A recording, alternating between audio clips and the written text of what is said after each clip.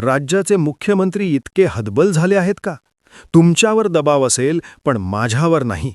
हे शब्द कोण्या विरोधी पक्षाच्या नेत्याचे नाहीत किंवा हे शब्द कोण्या सामान्य माणसाच्या रागातून आलेले नाहीत. हे शब्द आहेत उच्च न्यायालयाचे. हे शब्द आहेत न्यायमूर्ती माधव जमादार यांचे. हे शब्द त्यांनी कोणाला उद्देशून म्हटले आहेत? तर खुद्द महाराष्ट्र सरकारला. आणि हे शब्द त्यांनी कोणाला उद्देशून म्हटले आहेत? तर खुद्द महाराष्ट्र सरकारला. तुम्ही विचार करा, जेव्हा एका राज्याच्या हायकोर्टाला भर कोर्टात हे विचारावं लागतं की राज्यात कायदा आणि सुव्यवस्था शिल्लक आहे की नाही, तेव्हा परिस्थिती किती गंभीर असू शकते. 2 डिसेंबर 2022 महाड स्थानिक निवडणुकांचा माहोल आणि तिथे झालेला एक भयानक राडा. या राड्यात गाड्या फोडल्या जातात, हाणामारी होते आणि आता या प्रकरणाचे धागेदोरे थेट पोहोचतात राज्याच्या एका पॉवरफुल कॅबिनेट मंत्र्याच्या घरात. अशा या व्हिडिओमध्ये आपण डिकोडिंग करणार आहोत ज्या प्रकरणाचं ज्याने संपूर्ण महाराष्ट्र सरकारला आरसा दाखवला आहे. मंत्र्यांचा मुलगा आरोपी असूनही पोलीस त्याला का पकडत नाहीत? मुख्यमंत्री मंत्र्याविरोधात बोलायला का घाबरत आहेत? आणि उच्च न्यायालयाने दिलेल्या त्या अल्टिमेटमचा नेमका अर्थ काय? ही लढाई आता फक्त एक आरोपी विरुद्ध पोलीस अशी राहिलेली नाही, तर ही लढाई झाली आहे सत्ता विरुद्ध संविधान. चला तर मग समजून घेऊया हे संपूर्ण प्रकरण नेमकं काय आहे. नमस्कार मंडळी, तुम्ही पाहताय जनसंवाद. मित्रांनो, ह्या गोष्टीची सुरुवात होते 2 डिसेंबर 2022 रोजी. महानगरपालिकेच्या निवडणुकीची रणधुमाळी सुरू होती. लोकशाहीचा उत्सव साजरा करण्यासाठी नागरिक मतदानासाठी बाहेर पडले होते. पण मतदान केंद्राबाहेर जे दृश्य होतं ते लोकशाहीला काळीमा भासणारं होतं. शिवसेना आणि राष्ट्रवादी काँग्रेसच्या कार्यकर्त्यांमध्ये जोरदार बाचाबाची झाली आणि बघता बघता या बाचाबाचीचं रूपांतर एका मोठ्या राड्यात झालं. लाठ्या-काठ्या निघाल्या, गाड्यांची तोडफोड करण्यात आली. ज्या मतदारांनी शांततेत मतदान करायचं होतं त्यांच्या मनात भीतीचं वातावरण निर्माण झालं. आता इथे ट्विस्ट असा आहे की या राड्यात कोणाचं नाव समोर आलं? या राड्यात मुख्य आरोपी म्हणून नाव समोर आलं ते विकास गोगावले यांचं. विकास गोगावले कोण आहेत? तर ते आहेत महाडचे आमदार आणि राज्याचे कॅबिनेट मंत्री भरत गोगावले यांचे सुपुत्र. पोलिसात तक्रारी दाखल झाल्या. सुशांत जाभरे आणि विकास गोगावले यांनी एकमेकांविरोधात क्रॉस कंप्लेंट दिल्या. पोलिसांनी गुन्हा क्रमांक नोंदवला. एकूण 10 ते 12 जणांवर गुन्हे दाखल झाले. 5 जणांना अटकही झाली. पण, आणि हा पण खूप मोठा आहे, ज्यांच्यावर गंभीर आरोप आहे ते विकास दास गोगावले आणि महेश गोगावले मात्र पोलिसांच्या हाती लागले नाहीत, किंवा असं म्हणूया की ते पोलिसांना सापडले नाहीत. आता जरा प्रॅक्टिकली विचार करा. जर तुमच्या आमच्यासारख्या सामान्य माणसाने रस्त्यावर उतरून गाड्या फोडल्या असत्या, मारामारी केली असती, तर पोलीस आपल्याला शोधायला किती वेळ लावतात? 24 तास? 48 तास? पोलीस आपल्या घरी येतात, ऑफिसमध्ये येतात, मोबाईल ट्रॅक करतात आणि आपल्याला उचलून नेतात. पण इथे काय घडत होतं? विकास गोगावले हे आरोपी आहेत, त्यांच्यावर गुन्हा दाखल आहे, पण तरीही ते मोकाट फिरत होते. ते अटकपूर्व जामिनासाठी हायकोर्टात अर्ज करत होते, वकिलांशी चर्चा करत होते. म्हणजे ते नक्कीच कोणाच्या तरी संपर्कात होते. उच्च न्यायालयाने नेमका हाच मुद्दा पकडला. न्यायालयाने पोलिसांना आणि सरकारी वकिलांना जे प्रश्न विचारले ते अगदी आरपार जाणारे होते. न्यायमूर्तींनी विचारलं, मंत्र्यांची मुलं गुन्हा करून मोकट कशी फिरू शकतात?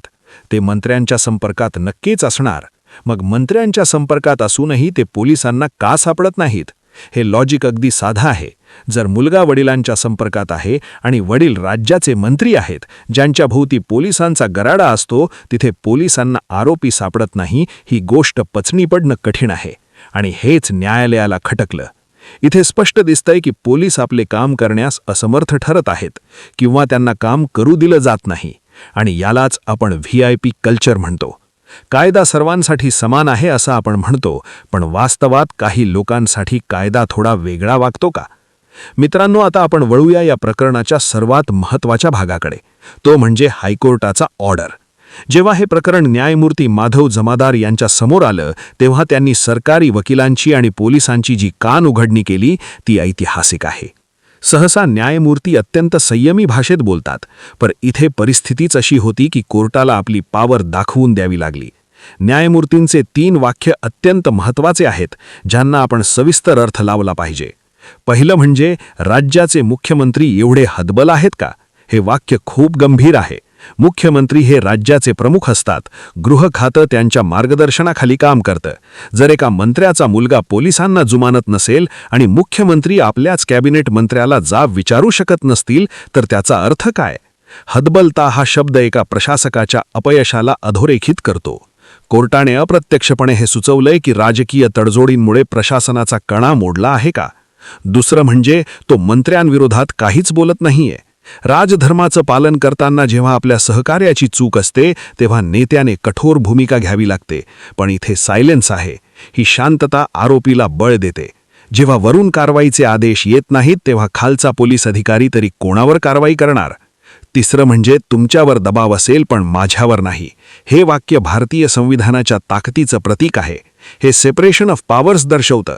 न्यायमूर्तींनी स्पष्ट केलं की पोलीस राजकीय दबावाखाली काम करत असतील, सरकारी वकील दबावाखाली असतील, पण न्यायपालिका कोणाच्याही बापला घाबरत नाही. मी माझा आदेश जारी करणारच. न्यायालयाने फक्त ताशरे ओढले नाही तर अल्टिमेटम दिला. सायंकाळी 5 वाजेपर्यंत सांगा की आरोपी शरण येणार आहे की नाही, अन्यथा आम्ही आदेश जारी करू. हा आदेश काय असू शकतो?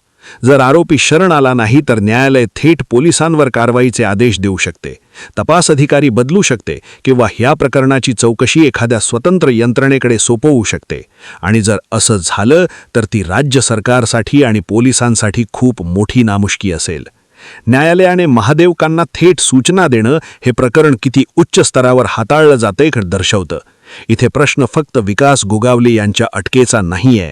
प्रश्न हा आहे की राज्यात कायदा आणि सुव्यवस्था आहे की नाही. हा प्रश्न जेव्हा कोर्ट विचारतं तेव्हा त्याचा अर्थ असा होतो की नागरिक म्हणून आपली सुरक्षा धोक्यात आहे. जर एका मंत्र्याच्या मुलाला अटक करण्यासाठी हायकोर्टाला हस्तक्षेप करावा लागत असेल तर सामान्य माणसाला न्याय मिळण्यासाठी किती झगडावं लागेल? मित्रांनो, हे प्रकरण आपल्याला एका मोठ्या समस्येकडे घेऊन जातं. पहिलं म्हणजे कायद्यापुढील समानता.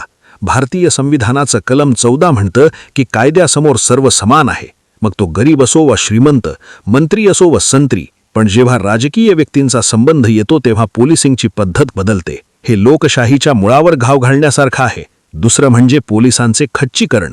विचार करा त्या पोलीस अधिकाऱ्याचा ज्याला सत्य माहीत आहे, ज्याला आरोपी कोण आहे हे माहीत आहे, पण वरचा फोन येईल म्हणून तो कारवाई करू शकत नाही. अशा घटनांमुळे प्रामाणिक अधिकाऱ्यांचे खच्चीकरण होतं आणि हळूहळू संपूर्ण पोलीस यंत्रणा फक्त राजकीय नेत्यांची सेवा करणारी यंत्रणा बनून राहते.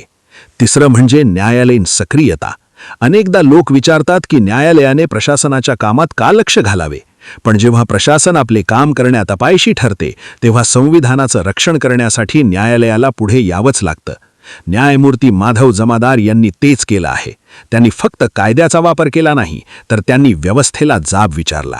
शेवटी मुद्दा हाच आहे की आपण अशा समाजात राहू इच्छितो का जिथे गुन्हेगारीची आडनाव आणि वडील कोण आहेत यावरून कारवाई ठरते? महाडमधील 2 डिसेंबरला राडा झाला. आज इतके दिवस उलटून गेले आहेत. उच्च न्यायालयाने सरकारला आरसा दाखवला आहे. मी माझा आदेश जारी करणार हा न्यायमूर्तींचा इशारा म्हणजे भ्रष्ट आणि दबावाखालील व्यवस्थेच्या कानशिलात लगावल्यासारखा आहे. आता सर्वांचं लक्ष याकडे आहे की पोलीस काय भूमिका घेतात. मंत्री भरत गोगावले आपल्या मुलाला कायद्यासमोर शरण आणतात का की अजूनही सत्तेचा वापर करून ही गोष्ट दडपण्याचा प्रयत्न केला जातोय? एक गोष्ट मात्र नक्की, जोपर्यंत आपल्या देशात न्यायमूर्ती माधव जमादार यांच्यासारखे न्यायाधीश आहेत तोपर्यंत माझ्यावर दबाव नाही हे वाक्य जिवंत राहील आणि सामान्य माणसाचा न्यायावरचा विश्वास टिकून राहील. तुम्हाला वाटतं का की राज्याचे मुख्यमंत्री खरंच हतबल झाले आहेत की ही सोयीस्कर राजकीय खेळी आहे? तुमचं मत खाली कमेंटमध्ये नक्की कळवा. हा व्हिडिओ माहितीपूर्ण वाटला असेल तर लाईक नक्की करा आणि अशाच राजकीय घडामोडी जाणून घेण्यासाठी आपल्या जनसंवाद या चॅनलला सबस्क्राईब करा. धन्यवाद.